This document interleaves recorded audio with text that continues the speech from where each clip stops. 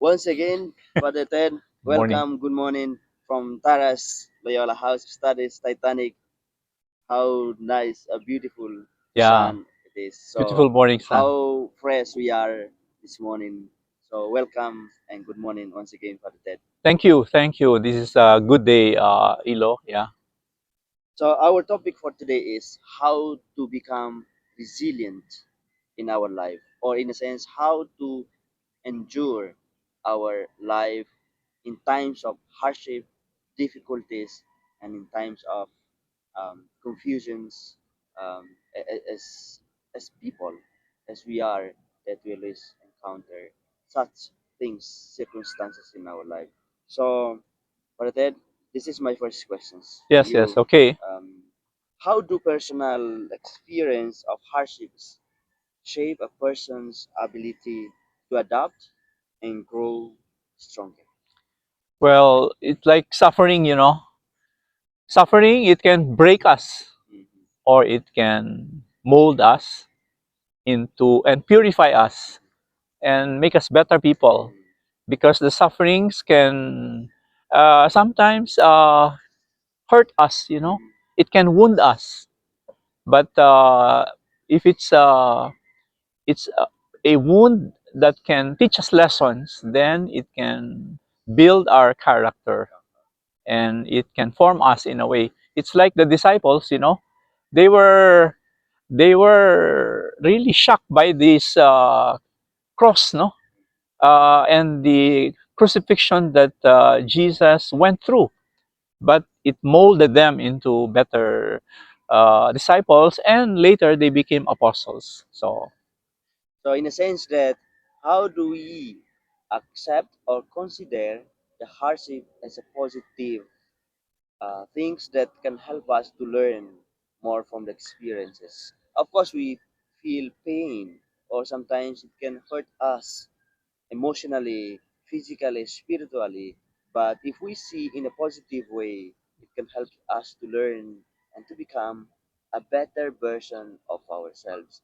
So, what in relation to faith, what role do faith, hope, or a sense of purpose play in developing resilience during difficult times? well, in psychology, we call it adversities. Adversities, it can, you know, it can be a difficult moment of life, but it can be a turning point. Now, I like what you said about faith, no? What role does it play? In psychology, they say many lessons of this people who survive, or not only survive, but they became better people, like what you said about this uh, they found this faith as a very important uh, like light for them, like a source of hope. And in fact, it's a very important they call it sometimes substance of things hoped for Mhm. and the evidence of things yet unseen. In other words, the darkness is not the end for them. It's like the reading we had, you know, for Christmas. And the people who walk in darkness have seen a great light, Like, which is nice that, yeah, we do it in the morning, yeah, so the side the light is rises. yeah. In fact, that was a symbol for resurrection for people. Like you have this darkness, and then battling into this deepest Sheol, or this dark side of life, and then comes out in the light. No, so that's a very good symbol for resurrection in a way. No, and it's one of the components of this thriving, or one of the components of moving forward. This faith. Many people, like for example, even Viktor Frankl, no, he went through this concentration of life, and yet it was one big lesson for him that he saw people even in that harsh concentration camp of life. He saw the very best, the worst of people and the best of people, and then to give he calls it this meaning of life that makes a big difference, and how people, it's almost like, despite the darkness, there can still be some imagination. Something can come out of it, no?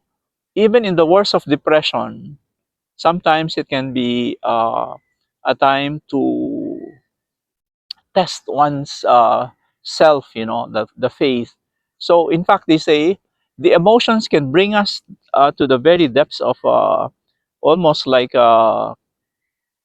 sadness or something, or but it can also bring us to this certain decisiveness, no, that is for a long time, no?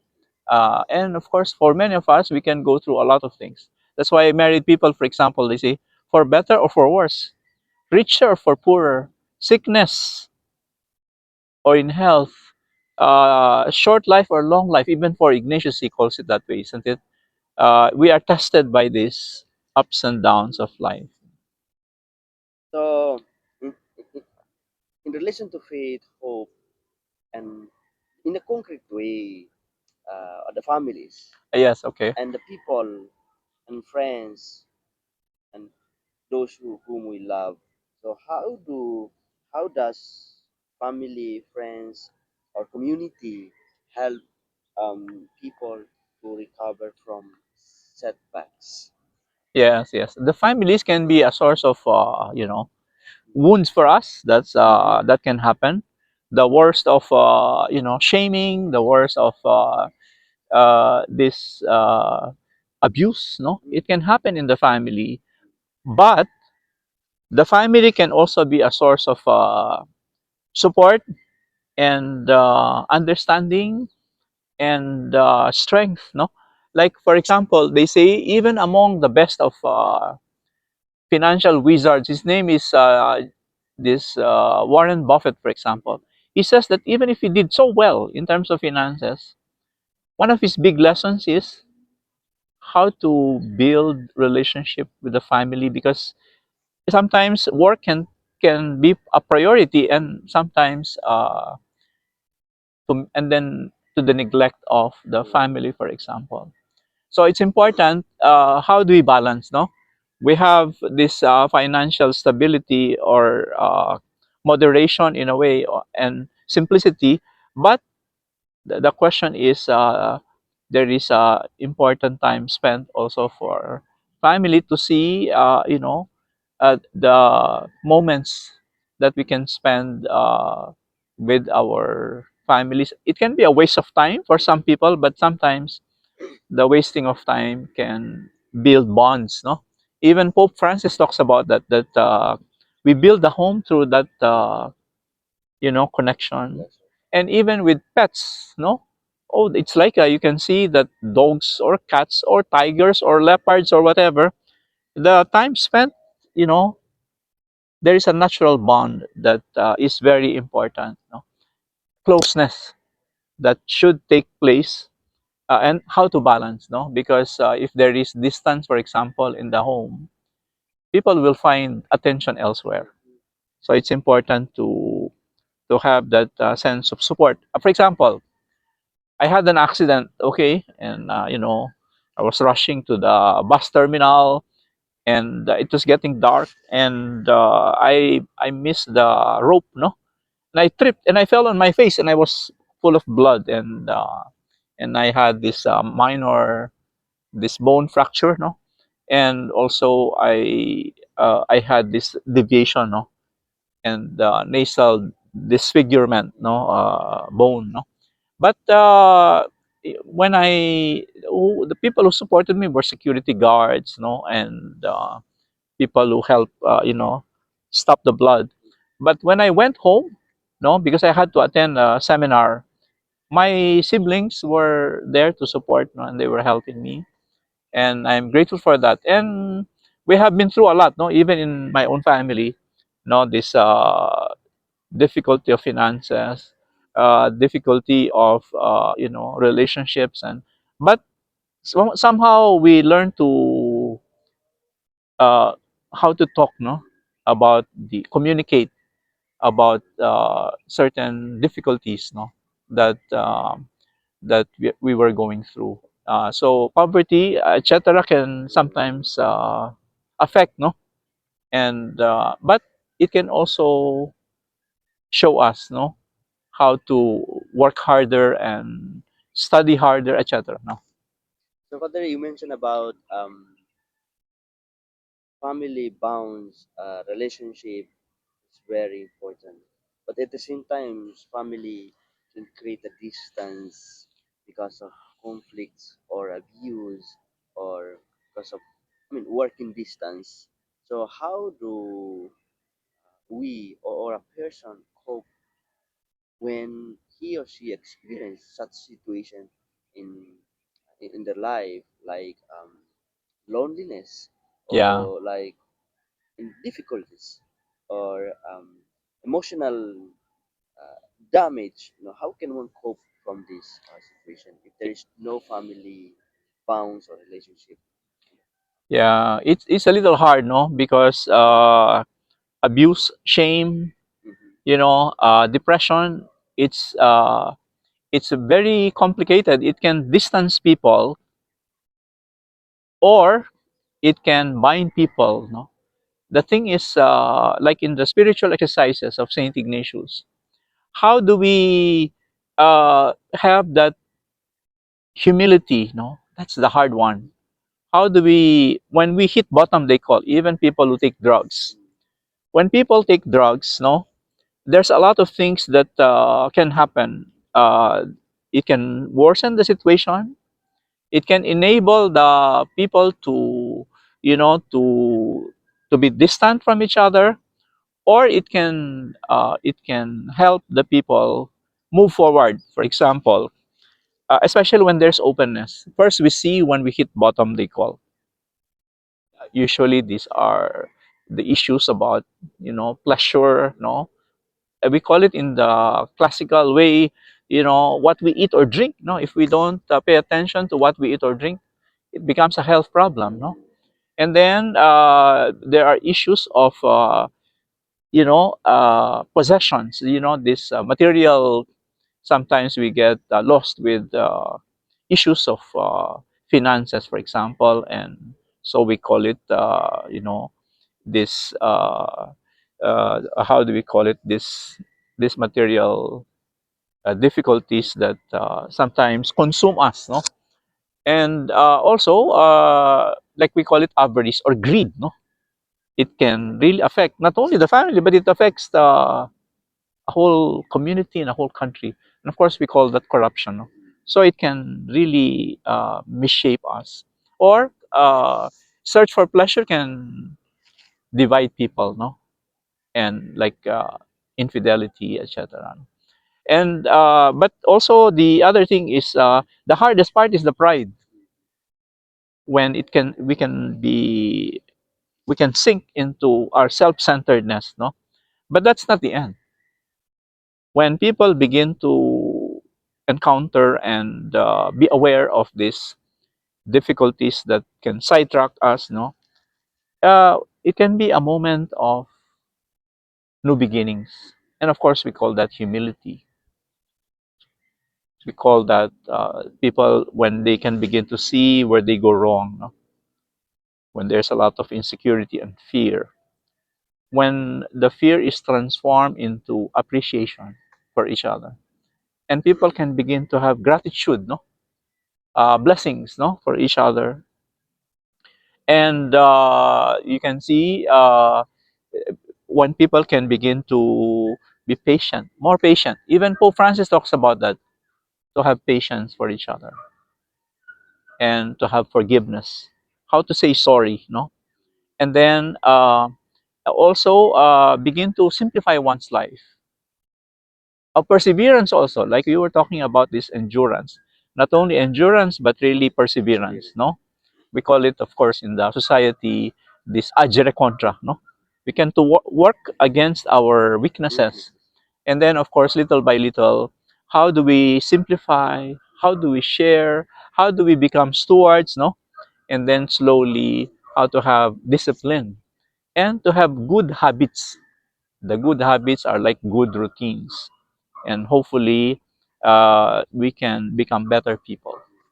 So, Father, how how does the community that we live um, help us in terms of spiritually, but emotionally, um, our well-being? How does the community help one person to get out of himself or get out of his rigidness or get out of his comfort zone? So, how does community? uh, the community can be a good witness. Sometimes the way we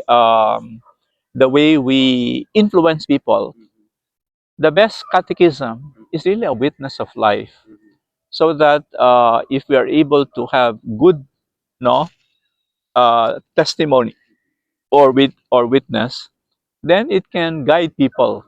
It can be our best good news in our evangelization, especially for people. So in a way, the young people, they're very good at this. They will see not what you say. They will spot whether you can be trusted or not.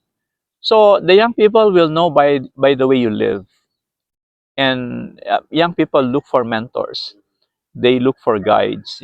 So very important that the way we live in a way is very convincing for them. That is the best sometimes the lesson they want to uh, you know when they want to choose even their mission of life, because it can attract the calling, for example. So in other words, the witness of life is very important. So, Father, it's not everyone that we can go and share experience of the problems. Um, as you accompanied many people, couples, and families, um, what is the best ways then that we can go and share our experience to others? Or, I mean, not everyone we can share. So. Yes, yes. Teresa of Avila, she says, you choose a good spiritual director, someone who knows about spiritual life. Even those who have experienced addiction, those who have learned how to go from that, you know, um, experience of abuse and found a good, you know, transformation. Sometimes they become good mentors for people. Even they say saints, behind most of the saints, they have a sense of their own sinfulness. No, they have embraced it, and they have allowed God to enter into their life. I like this Christmas Day because remember the readings about they have no room or no inn. No, the inns were closed, and sometimes that's symbolic for us. There is a closed heart or closed door, and sometimes God cannot enter one's life. And they say for people who recover, they say that life is unmanageable. And then, but how to recognize that powerlessness, how we are driven or drifted by these impulses, no? These strong movements of our life, like what we said earlier, no? Pleasure, these Pride. possessions, and then you have this pride or this self-control, too much self-control, and sometimes we get lost. So in other words, the people who are able to be more aware of what's happening, the influences, the triggers of life, and still no able, the best guides are the people who have been through these sufferings or this darkness or this scrupulousness, these many doubts, the darkness of many things, but still able to persevere and found the light. I think that makes a good mentor or spiritual director or a guide, no, to accompany. I like what happened with these disciples at Emmaus. Remember, they were confused. They didn't know what to do. But what the Lord did was He accompanied them. about the events of their life, the difficulties. They were, they were shocked by the cross, the crucifixion. It was a big scandal for them, but he just walked with them. The word that is being used now is to accompany. Company. So Jesus accompanied. Maybe that's also good, like what you were asking. What can we do? What can we? I think it's important to accompany people, and then slowly how to understand, make sense. A big picture of life, to see a horizon about what is happening. And it's not just, in other words, to see darkness but also light, to see the balance of life. And then slowly, I like what happened. Remember that these people who were walking invited Jesus. But this is the challenge: how the Lord, who was supposed to be invited, became the host. That's a nice word, no? Remember, the host we receive, but the host is really like to be transformed. And he says, "This is my body. It will be broken, but it will be shared." No, and then to, in a sense, uh, uh, for the good of people. And of course, the blood that is supposed to be, that it becomes a source of new life in a way, and forgiveness. So Father, this is the, I think, the end of our conversations. Oh, So uh, how can we turn our pleasure, um, possessions, pride into humility, generosity, and to become a better person of ourselves and how to help people? it This is a message. yeah. Because remember, even in sports they say, no, this famous coach. His name is John Wooden. No, for him, there are small habits, routines, drills, no, that we have, uh, that shape our life, but done on a regular basis. So, in other words, the transformation happens because of this regular encounter in prayer, for example, in scripture, in the spiritual readings, in sacraments, in in let's say exercises. No, that's very important. Even physical exercises, even movements, no, of one's body, what we eat, they're all like part of this. Uh, what people see, no. For example, what we said earlier, the people who study, no, science, and how people have well-being, they have faith, they have family and friends, they are aware of what they eat or drink, so food, fitness, and then there is focus. So in a way, a lot of habits that, what do I let go? That's for the, this pleasure, these possessions, and also the power. How do we choose well? It's like decision, no? When we decide, what do we let go, and then what do we let God, and what do we decide to choose, no? Like a whole life, like what I like what uh, Father Arupe, no? And this is very popular for the young people, and also for Ignatius, who says there is principle and foundation. But for Father Arupe, he says nothing is more practical than finding God, that is, than falling in love in a quite absolute and final way. What you are in love with, what sees your imagination, will decide everything. What you read, what breaks your heart, what amazes you with joy and gratitude. You fall in love, you stay in love, and that will decide everything. So, in other words, there are steps, no? You start with an idea, and then the idea begins to be like an action. An action begins to be like a habit. A habit begins to be like a character, and character, and then a destiny. So, in other words, this transformation, it can begin with simple acts, no, and deeds. Pope Francis talks about that.